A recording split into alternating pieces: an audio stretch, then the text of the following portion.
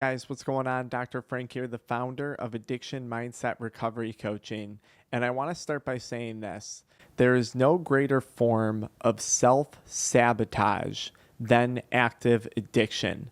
And this is something that I failed to realize throughout the course of my 9-year struggle with nicotine, THC, energy drinks, binge drinking, whatever it was I was getting into. When you vape, when you smoke cigarettes, when you chew tobacco, when you consume black market THC products, when you drink alcohol, you are quite literally poisoning yourself 365 days a year, 7 days a week. Imagine me, a younger version of me, trying to get through high school, trying to get through college, trying to build a career for myself, trying to develop relationships for myself, trying to get my finances on track, trying to do positive things for my life and create a positive future for myself. How did I ever expect that to be possible when 365 days a year, I spent a majority of my day poisoning myself, sabotaging myself day in and day out? And how was I so blind to what it was I was doing? And I want to preface this by saying I'm not an idiot. I'm actually a relatively smart guy, just like a lot of you guys who are watching this video right now are. You're not dumb. You're smart people. So how did we wind up in this situation, and where do we go from here? Well, I want to read something really simple to you guys.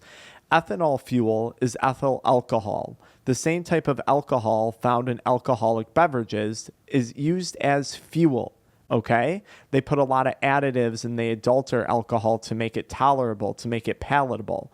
But why do so many people drink alcohol then if it's that destructive, if it's gasoline? Why would we do that? Why would we poison ourselves? It has to do with media. It has to do with the culture that we're brought up in and the content that's constantly influencing us. You see the Instagram model vaping. You see the attractive guy or the attractive girl in your class hitting a Nick stick throughout the day. You see the influencer promoting the latest alcoholic beverage, the latest tequila, whatever it may be. So we're trained into this mode of consumption, which I would argue isn't even about consumption. It goes farther than that. We are trained to be okay with, and not only okay with, but to endorse a form, and I think arguably the worst form out there, of self-sabotage. And then here you are trying to get your life together, feeling like crap day in and day out. You can't seem to find the motivation. You can't seem to find the energy to get through your day. You have restless nights because of insomnia. And then that's further complicated by ongoing health problems that eventually develop sometime in your not so distant future. How would anyone expect you to get to where you want to be in life? It's like putting your foot on the gas pedal in a car while holding the brake at the same time. Eventually, those RPMs are going to go up and you're going to burn out the engine. And that's exactly what's happening when you're stuck in active addiction, especially to vaping products and cigarettes and nicotine products.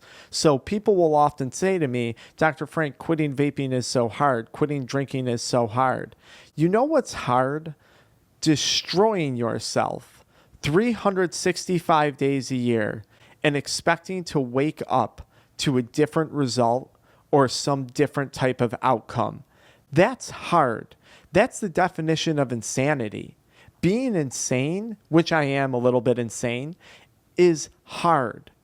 Quitting and doing things to promote a better health physically and mentally, to promote a more successful, a more focused, a more driven future, that's not hard in the same sense that sabotaging yourself every single day is hard. Giving yourself the tools and the mindset that you need to succeed, the energy, the health, the endurance, the grit that you need to succeed in life, that's fun. That's invigorating. That's exciting. That's enticing. That is the exact opposite of what active addiction is.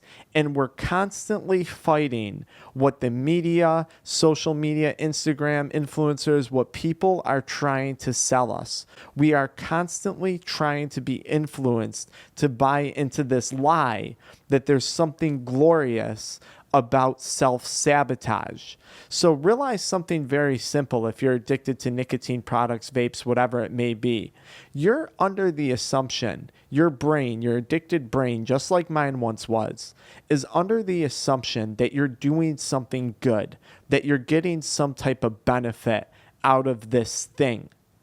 All you're doing is sabotaging yourself and sabotaging those future goals and those future potentials that you hope to achieve. Unless you want to continue sabotaging yourself for the rest of your life, unless you want to continue holding one foot on the gas and one foot on the brake, there is absolutely no reason for you to continue to feed this addiction for another second. When you do get sober and you think about relapsing and you think about going back to this lifestyle, just think back to how challenging your life was in active addiction, living in constant self-sabotage, and then realize just how exciting your life could be if you were giving yourself the tools to promote whatever levels of success it is you're trying to succeed in. Maybe that's religious or faith-based. Maybe that's relationship-based. Maybe that's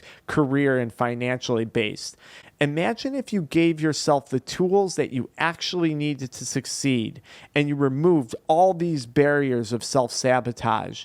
How successful would you be? How impactful would you be on the world and the people around you? I think you would be set out to achieve some incredible things in life. Now, I want to go into a little bit more detail about how you're poisoning yourself. And this isn't fear-mongering, but it was something that I wasn't aware of. Let's take vape products, for example. People say, well, they're not as bad as smoking. You're right, they're not. But I want to go through some of the ingredients found in vapes that cause self-sabotage. And before I do that, I want to say one more thing. How many areas of your life are you now self-sabotaging yourself in? Because if we're being trained to constantly tear ourselves down by addiction, I bet that same mentality, that mentality of self-destruction has spilled into multiple areas of your life subconsciously, and you probably don't even realize it. I know for me, I didn't realize it until I started to get sober. I didn't realize it until I started to get into my recovery process, and that's why I'm so passionate about trying to help educate you guys on this. But let's take vapes, for example. What are some of these poisons that we're inhaling? Acetaldehyde and formaldehyde, two chemicals known to be related to cancer.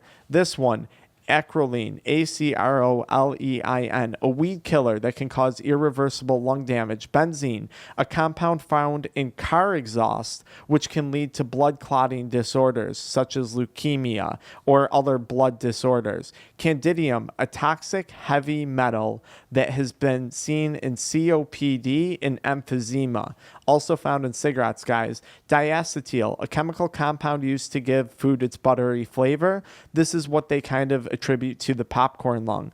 Diethyl glycol, this is used as a base in e-liquids. It's been found to be linked to lung disease. Sucralose, the artificial sweetener that when burned has been shown to have carcinogenic or cancer-causing potential. Heavy metal toxicity, which can damage your lungs, your liver, your brain, your kidneys, and your other organs. Do you wonder when you go to the doctor ever and things just aren't adding up? You have to take a look at all the poison that you're constantly ingesting. Of course, your doctor can't make sense of that. Of course, they can't figure out what's going on with you. No one can, because this is truly a game of Russian roulette. Nicotine, this was once an insecticide. Obviously, I've talked a lot about nicotine and the problems. Propylene glycol, this is used in a base as e-liquids. It turns to vapor when heated, but may cause propylene oxide, another known carcinogen. So the point is, it's poison. And your body is sending you messages every single day saying, please stop. This is your body's way of warning you when you feel sick, when you get nick sick, when you get numbness and tingling in your hands, when you get digestive problems. This is your body's way of begging you, warning you, please stop. There's trouble ahead. Why would you put yourself through that? There is no benefit to this addiction. There is no benefit to this substance. There is only self-sabotage at its finest.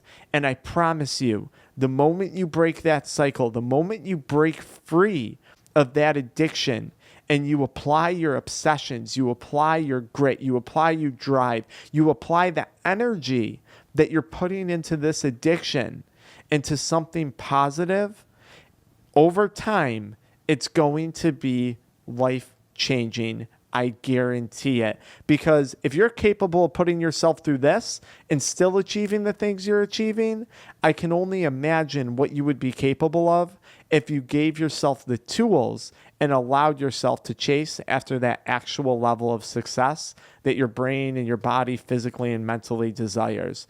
Follow me into the next video where I talk about one of the first things you should do if you're trying to quit vaping. I'll see you guys.